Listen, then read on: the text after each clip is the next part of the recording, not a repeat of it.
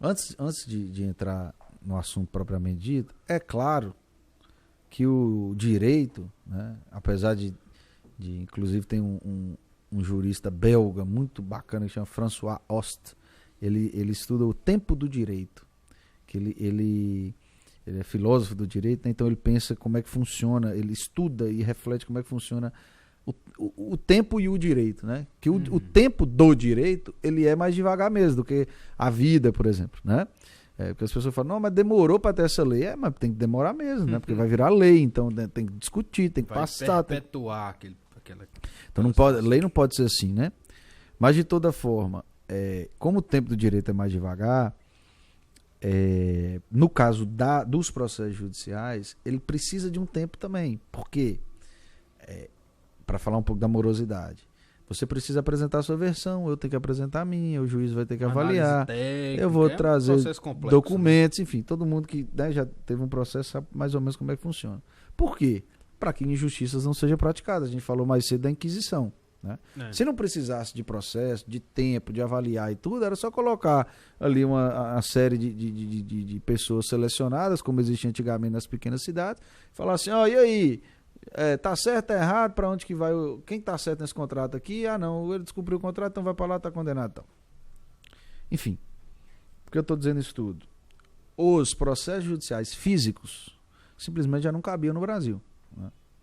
Não tinha espaço físico. Arquivos e tinha arquivos mais, tem casos, e não são poucos, de prédios da justiça que tiveram que mudar de lugar. Por quê? Essa fundação já não estava aguentando o peso do papel. Papel, quando você tem um volume grande... Então você imagina um fórum trabalhista da cidade de São Paulo, o fórum de Belo Horizonte, o fórum do Rio de Janeiro. É o que aconteceu também com os cartórios, né, cara? Os cartórios, sim, hoje aí, você tem muito essa... Já houve essa judicialização, essa digitalização. O PJE, né, para quem é advogado ou lida aí com direito, conhece o PJE, Processo Judicial Eletrônico. Só que a pandemia potencializou isso, por razões óbvias. Né? E aí eu faço duas Antecipou, né, o processo. Pois é, forçou. Né? Forçou o processo. E eu faço duas observações nesse sentido. A primeira, que realmente, para uma parte significativa dos procedimentos, esse é um caminho sem volta. Né? Porque otimiza tempo, otimiza deslocamento, otimiza recurso financeiro, recurso de estrutura, seja do tribunal, seja dos advogados, seja das partes. Então, você está com um problema contratual comigo, certo? Entrou com processo contra mim, a maioria das provas, a maioria é documental. Então tá tudo lá no computador do juiz. Para que nós dois temos que ir lá no fórum para ser ouvido?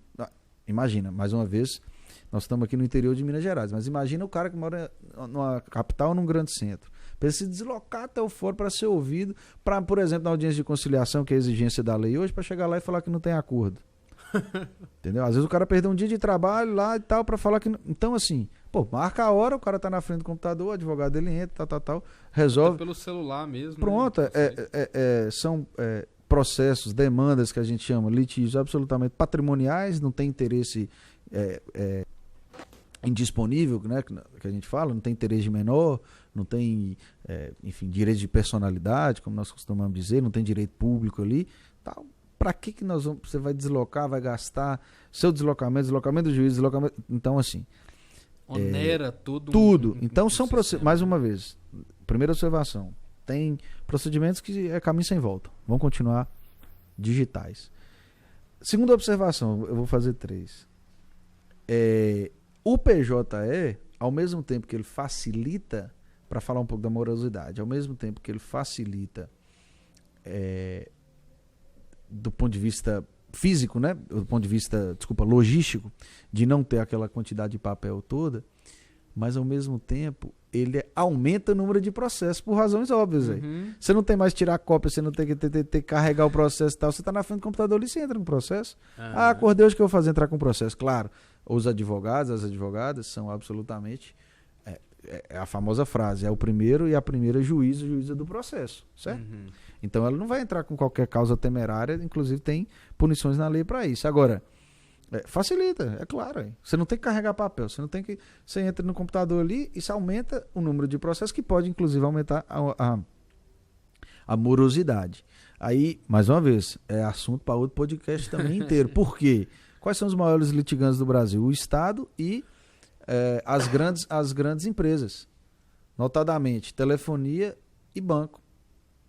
São as empresas que mais litigam. Hein? A Oi, inclusive, fazer um parênteses rápido, reza a lenda que a Oi e essas grandes concessionárias de serviços, seja privados ou públicos, né? Energia, água e tal, reza a lenda que os caras já calculam, principalmente na iniciativa privada, quando é público tem uma série de limitações, né? Que são inclusive desejáveis. Na iniciativa privada, os caras já calculam a taxa de judicialização. Então, quando você paga a sua conta de telefone, já tem esses cálculos, por quê? Eles já calculam quanto você vai ganhar, inclusive. Então, você está pagando sua própria indenização, né? Ué.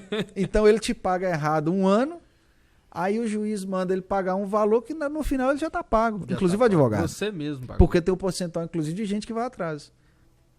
Entendeu? E aí é outro papo a gente falar de privatização, de tudo, enfim, de agência reguladora.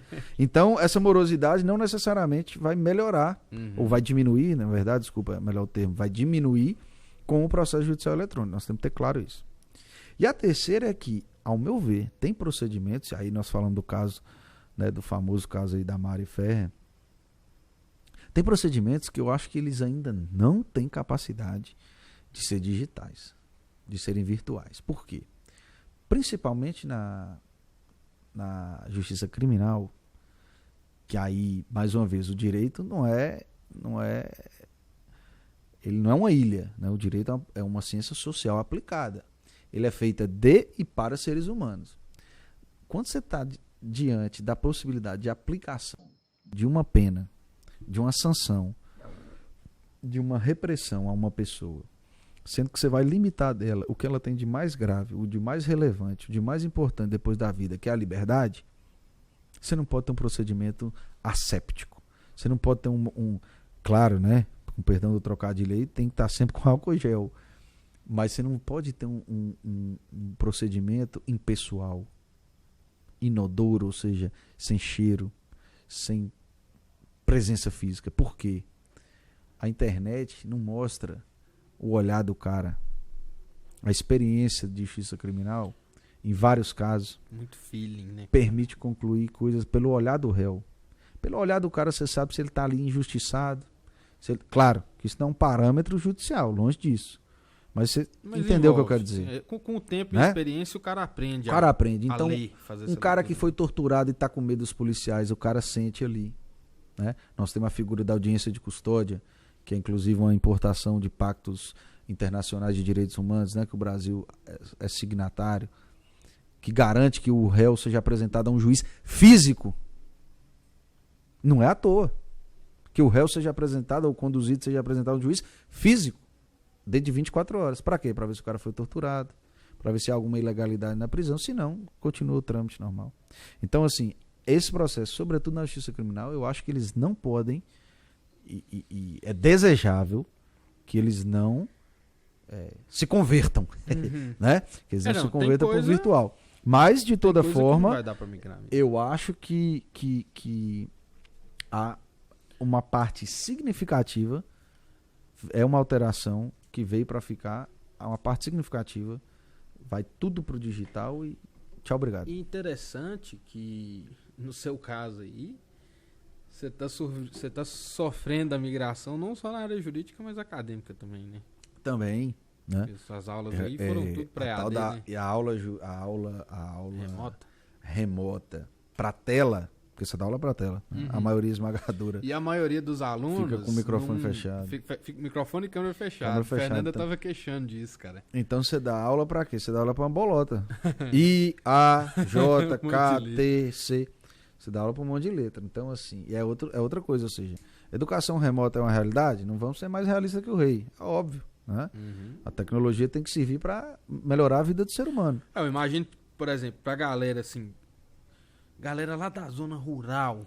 Pois é. Pô, isso é um ganho para essas pessoas. A educação EAD, se bem tratada, se bem cuidada, se levada a sério, ela promove uma revolução, rapaz. Você imagina, nós estamos aqui... Rompe o limite, né? A gente pode ter aula com qualquer professor do Brasil.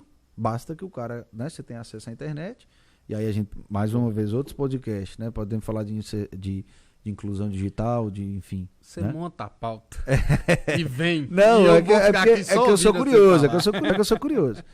Então, desde que o cara tenha acesso à internet, você pode ter aula com qualquer professor do Brasil e do mundo. Ué. Uhum. O tal do TEDx lá, quantas palestras você tem do mundo inteiro. Né? O YouTube tá aí e tal.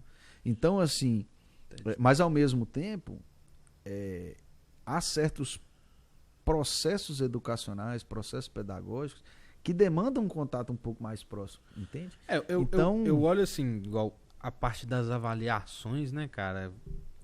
Ficou uma coisa. Isso é um ponto que o ensino remoto perdeu. Não, e outra coisa, a pandemia, e aí sem maiores precisões nisso que eu vou dizer, isso é só inquietações minhas mesmo, a pandemia vai exigir de todo mundo praticamente uma revolução, cara. Porque colocou em xeque tudo que a gente acredita, tudo que a gente desenvolveu até hoje, né? E eu acho que a forma também de fazer educação, nós vamos ter que mudar.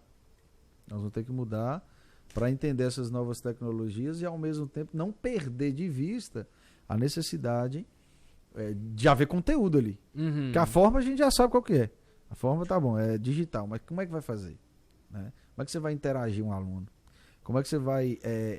enfim, eu fico Você não pensando... tem... É igual eu tava falando com o Léo, a questão dos shows. Você não tem aquele feedback.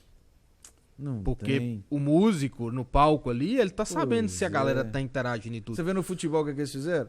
Colocaram na plateia digital, ué. Que o cara lá, você vê o sujeito na tela comemorando, mas é gente. Uhum. Não é não um boneco, Não, é gente comemorando. Coisas que lidam com emoção, e eu acho que o ensino sim lida com emoção. Claro, Você precisa de ter esse Claro. feedback. isso. É por isso que uma das coisas, quando eu criei aqui, eu não quis fazer remoto, Uhum. entendeu? Sei lá na Entendi. sua casa no webcam, porque, pô, eu olhando no seu olho aqui, eu falando, você sentindo, você me ouvindo claramente, e você sentindo minha entonação na maneira como eu converso com você, Verdade. é uma interação completamente Tem diferente. razão. Entendeu? Verdade. Você tá aqui sentindo a mesma temperatura, você tá aqui enxergando a mesma luz, Uhum. Com as mesmas influências. as né? mesmas influências. Verdade. Eu acho que esse ambiente tem um peso muito grande Uhum. Claro. nessa relação. Imagina para você acumular conhecimento. Né? É, Enfim. com certeza.